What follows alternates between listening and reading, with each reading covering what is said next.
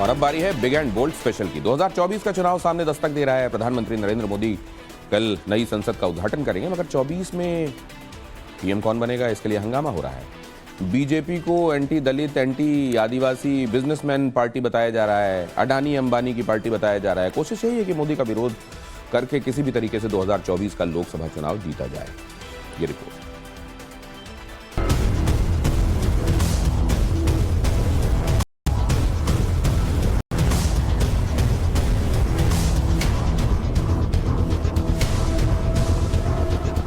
एकदम नया एक्सपेरिमेंट है, एकदम नया फॉर्मूला है, एकदम नई लाइन है। नाम संसद का लेना है, नाम राष्ट्रपति का लेना है, लेकिन एजेंडा अपना पूरा करना है। कांग्रेस ने नई पॉलिटिकल लाइन खींची। इस लाइन को बढ़ाने के लिए कांग्रेस के साथ एक एक करके हर मोदी विरोधी जुड़ने लगा है। 24 का चुनाव किस मुद्दे पर होगा, इसका एकदम नया नारा तैयार किया गया है। बीजेपी एंटी आदिवासी है, बीजेपी एंटी दलित है और बीजेपी जातिवाद को बढ़ावा दे रही है। ये तीन स्लोगन, ये तीन राजनीतिक मंत्र एंटी मोदी गैंग ने तैयार किया है। नई संसद को लेकर बहुत शोर मचाया गया, जोर से हल्ला बोला गया ताकि जो बात कांग्रेस एंड कंपनी लोगों के दिमाग में बिठाना चाहती है वो असर करना शुरू कर दे। आज जो ये बिंदु उठा रहे हैं, ये कह रहे हैं कि राष्ट्रपति का अपमान हो रहा है। तो भारत पूछना चाहता है कि जब जनजातीय समाज से एक महिला जो मेहनत अपनी कर्मठता से संवैधानिक पद पर आती है राष्ट्रपति के, उसको राष्ट्रपत्नी अधीर रंजन चौधरी क्यों बुलाते हैं और उनको पार्टी से निकाला क्यों नहीं जाता? क्यों कांग्रेस पार्टी ने और तमाम विपक्षी दलों ने उस वक्त समर्थन नहीं किया था उनकी उम्मीदवारी का? ये सवाल सब पूछ रहे हैं। राजनीति का एक गुरु मंत्र है, कल के लिए आज को इतना मजबूर कर दो कि कल खुद तुम्हारा बन जाए। ये वही कांग्रेस है जो राष्ट्रपति चुनाव के वक्त द्रौपदी मुर्मू के नाम का विरोध कर रही थी और अब उनके नाम को रखकर अपना काम कर रही है। इसके पीछे कांग्रेस का बहुत बड़ा मकसद है, जिसको समझने के लिए राजनीतिक गणित को समझना होगा, थोड़ा पीछे चलकर आंकड़ों को देखना होगा। लोकसभा की 131 सीट रिजर्व होती है, जिसमें 84 दलित सीटें हैं और 47 सीट आदिवासी वर्ग के लिए है। इन्हीं 131 सीटों के लिए पूरा खेल खेला जा रहा है। इस स्क्रिप्ट की पूरी डिटेल आपको बताएंगे, लेकिन पहले इस खेल के खिलाड़ियों का परिचय देख लीजिए। कर्नाटक चुनाव में कांग्रेस को जीत मिली। जीत के पीछे दलित वोट बैंक भी एक बड़ी वजह थी। कांग्रेस का फॉर्मूला विधानसभा में चला तो अब 24 में इसका मेगा कैलकुलेशन निकाला जा रहा है। सब साथ में है, चाहे मजबूरी हो या फिर जरूरी। मकसद एक ही है, मोदी को रोकना, बीजेपी को हराना।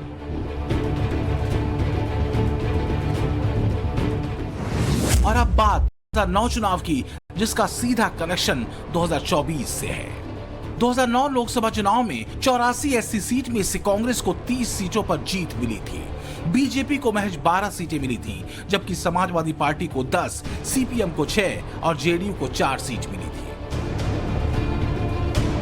2009 तक दलितों का सबसे ज्यादा वोट बैंक कांग्रेस के हिस्से में जाता था और बाकियों में बंटता था। अब जरा एसटी सीटों का भी नतीजा देखिए। 2009 में 47 एसटी सीटों में से कांग्रेस को 20 सीटें मिली और बीजेपी को 13 सीटें मिली। यानी यहां पर भी कांग्रेस बीजेपी से बहुत आगे है और यहीं से बदलाव शुरू भी हुआ। 2009 लोकसभा नतीजों के बाद बीजेपी ने सबसे ज्यादा काम दलित और आदिवासी सीटों पर किया। जिन सीटों पर बीजेपी को हार मिली थी वहां पर मंथन किया गया और आदिवासी दलितों को जोड़ने की कवायद तेज कर दी गई, क्योंकि 2014 में जीत बिना एससी एसटी सीटों के मुमकिन नहीं था। 2014 के लिए नरेंद्र मोदी के नाम का ऐलान हो चुका था। मोदी की छवि किसी खास वर्ग जाति से जोड़कर कभी नहीं देखी गई और गुजरात में मोदी ने दलितों आदिवासियों के लिए जमकर काम भी किया था, जिसका नतीजा 2014 और फिर 2019 के चुनाव में भी दिखा।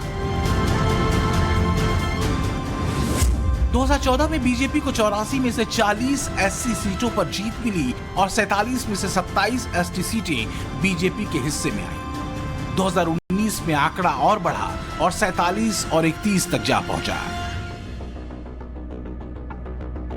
नरेंद्र मोदी का काम हर वर्ग में जमकर बोलता है और जिस तरह से वो हर किसी को सम्मान देते हैं, उन तस्वीरों को कोई भूले नहीं भुला सकता, खासकर कांग्रेस तो कभी नहीं।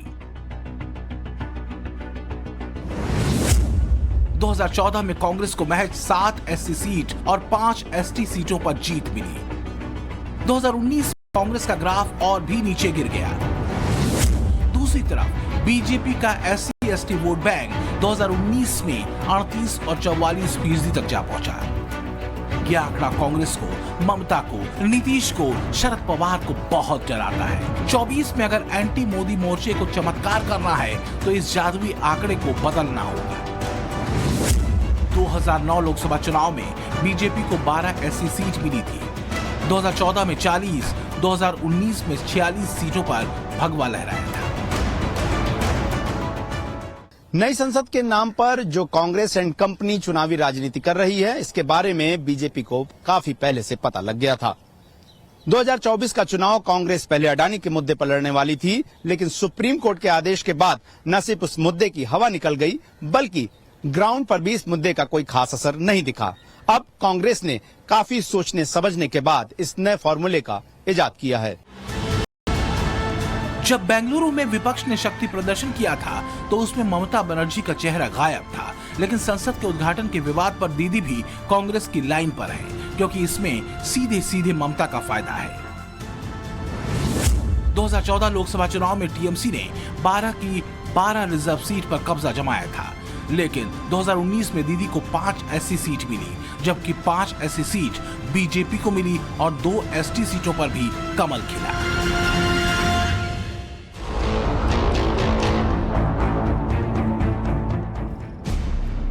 पश्चिम बंगाल से निकलकर पूरे इंडिया के मैप पर देखें तो आज जो कांग्रेस की लाइन पर चल रहे हैं, उन सबको यही डर सता रहा है।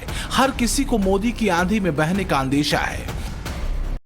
यूपी में एससी की 17 सीटें हैं, जिसमें से 14 सीटें बीजेपी ने जीती और एक सहयोगी दल अपना दल है। तो वहीं समाजवादी पार्टी को 0 और उसके साथ लड़ने वाली बीएसपी को 2 सीटें ही मिली थी। बिहार की 6 ऐसी सीटों पर तब एनडीए गठबंधन जीता था, जिसमें बीजेपी 1, जेडीयू 2 और एलजेपी ने 3 रिजर्व सीटें जीती थी। महाराष्ट्र की 4 एसटी सीटों में बीजेपी ने 3 जीती थी, जबकि 1 शिवसेना को मिली थी। इसी तरह मध्य प्रदेश की सभी 4 ऐसी सीटें बीजेपी ने जीती, 6 एसटी सीटें भी बीजेपी के खाते में आई। झारखंड की 5 एसटी सीटों में 3 बीजेपी और एक पर कांग्रेस और झारखंड मुक्ति मोर्चा को जीत मिली। राजस्थान की 4 एससी और 3 एसटी सीटों को बीजेपी ने जीत लिया था। इसी तरह गुजरात की 4 एसटी और 2 एससी सीटों पर बीजेपी ने क्लीन स्वीप किया। छत्तीसगढ़ में 4 में से 3 एसटी सीट और 1 एससी सीट बीजेपी ने अपनी झोली में डाली, जबकि महज 1 एसटी सीट कांग्रेस के खाते में रही। यानी मोदी को जितना सपोर्ट अपर क्लास से मिला, उतना ही सहयोग दलित और आदिवासियों का भी मिला।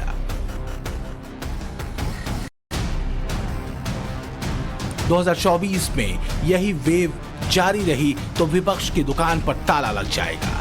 इसलिए नया नैरेटिव सेट करने की कोशिश की जा रही है। मोदी और बीजेपी को दलित और आदिवासी विरोधी बताने का एजेंडा उठाया गया है। संविधान कहता है कि parliament, president of India, Rajya Sabha और लोकसभा, ये तीनों मिलके पार्लियामेंट बनते हैं। तो अगर नई बिल्डिंग बनाई है और वो नई बिल्डिंग भी गैर जरूरी है, आपने 1000 करोड़ रुपया देश का बर्बाद किया है, तो राष्ट्रपति को इनॉग्रेट करना चाहिए। क्यों प्राइम मिनिस्टर कर रहे हैं? राष्ट्रपति की बेइज्जती क्यों कर रहे हैं आप? संसद भवन के उद्घाटन समारोह में हम लोग नहीं जाएंगे, इसलिए कि इतिहास को बदलने का प्रयास होगा। अब ये इतिहास बदलने में उनके भागीदार नहीं होंगे। राष्ट्रपति को भी अगर संसद भवन बनाई था तो राष्ट्रपति को बुलाना चाहिए, प्रधानमंत्री कौन होते हैं? ऐसा है कि नई संसद के उद्घाटन में देश की महामहिम राष्ट्रपति श्रीमती द्रौपदी मुर्मू जी को नहीं आमंत्रित करना, ये आदिवासी समाज का अपमान है, दलित समाज का अपमान है, पिछड़े समाज का अपमान है, वंचित समाज का अपमान है।